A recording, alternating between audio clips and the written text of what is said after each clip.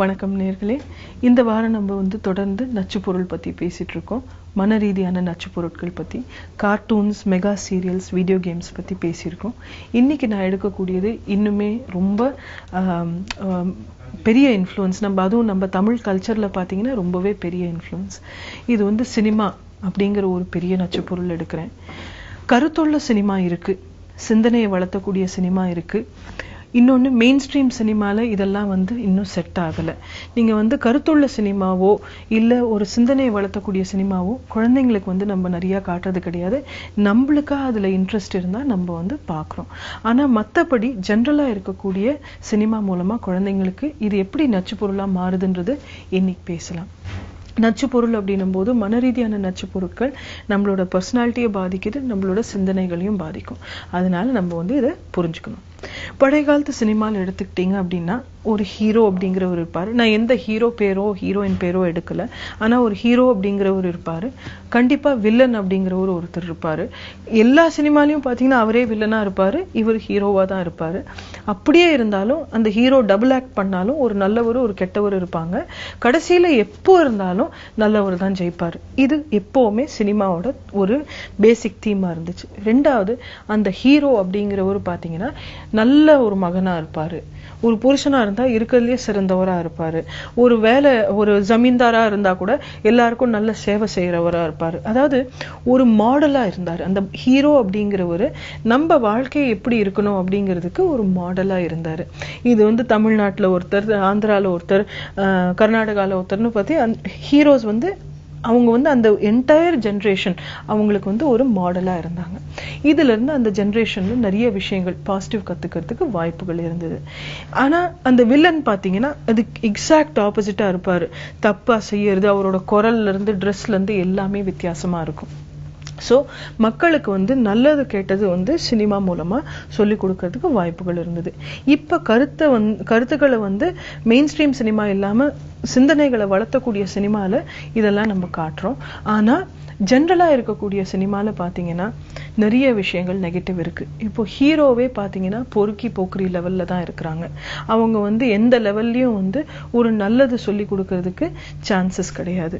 ரெண்டாவது, எப்பவுமே வந்து அந்த ஹீரோ வந்து சர்டன் பவர்ஸோடையும் அவங்க வந்து ஹீரோயினை வந்து சரியானபடி ட்ரீட் பண்ணாதபடி நம்ம வந்து காட்டுறோம். இல்லைன்னா இந்த ஐட்டம் சாங்ல வந்து ஒரு லேடியை வந்து தவறான மெத்தட்ல நம்ம வந்து காட்டுறோம். அவங்கள வந்து ஒரு செக்ஸ் ஆப்ஜெக்டா நம்ம வந்து காட்டுறோம். இது வந்து கண்டிப்பா சில்ட்ரனுக்கு வந்து நெகட்டிவான ஒரு இன்ஃப்ளூயன்ஸ் கிரியேட் பண்ணும். மூணாவது விஷயம் என்னன்னு பாத்தீங்கன்னா வன்முறை மூலமா தான் நம்ம சாதிக்க முடியும் அப்படிங்கறது நம்ம வந்து காட்டுறோம். பழைய காலத்து சினிமாலையும் வன்முறை இருந்தது. ஆனா அதுல என்ன வித்தியாசம்னா அப்ப இருக்கக்கூடிய வன்முறை வந்து சாதாரணமா 2 பேர் அடிச்சுப்பாங்க, முடிச்சிருவாங்க. இப்ப வந்து ஒருத்தர் பறந்து 12 பேர் அடிக்கிறது, கன்ஸை கொண்டு வராங்க, பாம் பிளாஸ்ட் ஆகுது. இந்த லெவலுக்கு எடுத்துட்டு போகும்போது குழந்தைக்கு என்ன சொல்லி கொடுக்குறோம்னா, உனக்கு பிரச்சனை இருந்ததுன்னா வன்முறைக்கு இறங்கிரு அப்படின்றது நம்ம சொல்லி கொடுக்குறோம். வன்முறைன்றது நம்மளே திரும்ப திரும்ப சொல்லி கொடுத்தா அந்த குழந்தைக்கு வந்து அமைதி அப்படிங்கிற அனுபவம் என்னைக்குமே தெரியாம போயிடும். ரெண்டாவது விஷயம் இதுல பாத்தீங்க அப்படின்னா இந்த சினிமால வந்து காமெடி சீன்ஸ் அப்படின்றத நம்ம பாக்குறோம். காமெடியில வந்து கொஞ்சம் குண்டா இருக்கிறவங்களை கேவலப்படுத்துறது, கொஞ்சம் கலர் வந்து வித்தியாசமா இருக்கிறவங்களை வந்து கேவலப்படுத்துறது, ஊனமுற்றவங்களை வந்து நம்ம கேவலப்படுத்துறதெல்லாம் வந்து ஜோக்ஸ்ல நிறைய இருக்கு. இது வந்து எல்லா சினிமாலையும் இருக்குன்னு நான் சொல்லல. பட் பெரும்பாலும் நீங்க பாத்தீங்கன்னா நம்ம நேச்சுரலா யூஸ் பண்ணக்கூடிய வார்த்தைகள் அது வந்து அந்த மாதிரி பீப்புளை வந்து நம்ம கேவலப்படுத்துற மாதிரியோ இல்ல அவங்கள வந்து மட்டம் தட்டுற மாதிரியோ இருக்கு. குழந்தைங்களும் பாத்தீங்கன்னா அந்த வார்த்தைகளை உடனே பிடிச்சுக்கிறாங்க. ஏன்னா அதுக்கு சிரிக்கிறோம். நம்ம இந்த வார்த்தைகள் சொல்லும் போது நம்ம சிரிக்கிறோம். இது சிரிக்கும் போது அந்த குழந்தைக்கு என்ன புரியுது, ஓ இது நல்ல விஷயம், அதனாலதான் சிரிக்கிறாங்க. அவங்களுமே அதே வார்த்தைகளை போய் இன்னொருத்தர்கிட்ட பயன்படுத்துறாங்க. கொஞ்சம் குண்டா இருக்கிறவங்களோ கலர் கம்மியா இருக்கிறவங்ககிட்டயோ அதை வந்து பயன்படுத்துறாங்க. இது எவ்வளவு பெரிய நச்சு பொருள்னு நினைச்சு பாருங்க. ஏன்னா இது வந்து நம்மளுக்கு தெரியாமையே நம்ம சிந்தனைகளை வந்து நெகட்டிவான அளவுக்கு ஆக்கிடுது. இன்னும் கூட டீனேஜர்ஸ்க்கு மீடியா என்ன பண்ணுது, சினிமா என்ன பண்ணுது அப்படின்னு பாத்தீங்கன்னா ஒரு சாதாரண கிளாஸ் ரூம் சினிமால வந்து காலேஜோ ஸ்கூலோ காட்டினாங்கன்னா கிளாஸ் ரூம் காட்ட மாட்டாங்க, கிரவுண்டு கேன்டீன் காட்டுவாங்க, லவ்வர்ஸ் மீட் பண்ற இடமா காட்டுவாங்க. அப்படியே ஒரு ப்ரொஃபஸரை காட்டிட்டாங்கன்னா ஒரு காமெடியன் தான் அங்க இருப்பாங்க, அவங்களுக்கு ஒண்ணுமே தெரியாது, அவங்கள ஏமாத்தி அவங்க வந்து பங்க் அடிச்சு போறது தான் காட்டுறாங்க. ஸோ ஸ்டூடெண்ட்ஸுக்குமே அது வந்து ஒரு ரொம்ப நெகட்டிவான ஒரு இன்ஃப்ளூயன்ஸ் ஆயிடுது. அவங்க என்ன நினைச்சுக்கிறாங்க, ஸ்கூலோ காலேஜோ போனா ஒரு ஃபிகர் ஒன்று செட் பண்ணிக்கணும், இதே வார்த்தைகள் அவங்க பயன்படுத்த ஆரம்பிச்சிட்டாங்க. இதோட கேவலமான வார்த்தைகள் கூட அவங்க பயன்படுத்தலாம்.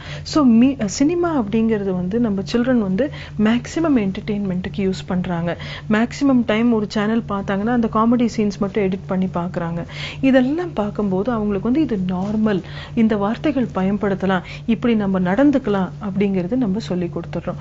இதுல தான் பார்த்தீங்கன்னா கிட்டத்தட்ட ஒரு பொண்ணு வந்து பையனை வேண்டான்னு சொல்லிட்டா அவளை ஃபாலோ பண்ணி எப்படியெல்லாம் அவன் அன்பை வந்து அவன் ஜெயிக்கிறான்ற மாதிரிலாம் நம்ம சினிமா காட்டுறோம். பட் அது வந்து ஸ்டாக்கிங். சைக்காலஜியை பொறுத்த வரைக்கும் ஒருத்தர் வேண்டான்னு நம்மள சொன்ன உடனே நம்ம வந்து அடுத்த வேலையை பார்க்கறது தான் நம்மளுக்கு வந்து சுயமதிப்பு இருக்குன்னு அர்த்தம். சுயமதிப்பு இல்லாம நம்ம பின்னால போய் கெஞ்சி அவங்கள மிரட்டி அவங்கள வந்து அன்பு வந்து ஜெயிக்கலாம் அப்படிங்கிறதுலாம் வந்து சினிமால மட்டும்தான் நடக்கும். இதை வந்து நீங்க தயவு செஞ்சு பெற்றோர்களா புரிஞ்சுக்குங்க. ஒரு சினிமா அப்படிங்கிறது நீங்க பார்க்கறது தப்பு இல்லை, ஆனா அதுல வந்து உங்க குழந்தைங்க என்ன கத்துக்கிறாங்கன்றதை புரிஞ்சுக்குங்க. மீடியா அப்ரிசியேஷன் அப்படின்றது நம்மளும் சொல்லி கொடுக்கலாம்.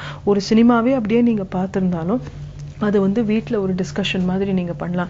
கண்ணு இந்த ஏரியா நம்ம பார்த்தோம், இதுல வந்து இதெல்லாம் வந்து ஆக்சுவலா சரி கிடையாது அப்படிங்கறத நீங்க வந்து கருத்தா அவங்களுக்கு வந்து எடுத்து சொல்லணும், விதைகளா அவங்க மூளையில போடணும். ஏன்னா இல்லைன்னா அந்த நச்சு பொருளை மட்டும்தான் நம்புவாங்க. நிஜ வாழ்க்கைக்கும் சினிமாவுக்கும் அவங்களுக்கு வித்தியாசம் தெரியாம ஒரு பிரச்சனை வரும்போது சினிமால எப்படி அதோட சொல்யூஷன் இருக்கோ அதே மாதிரி அவங்க ட்ரை பண்ணி பார்ப்பாங்க.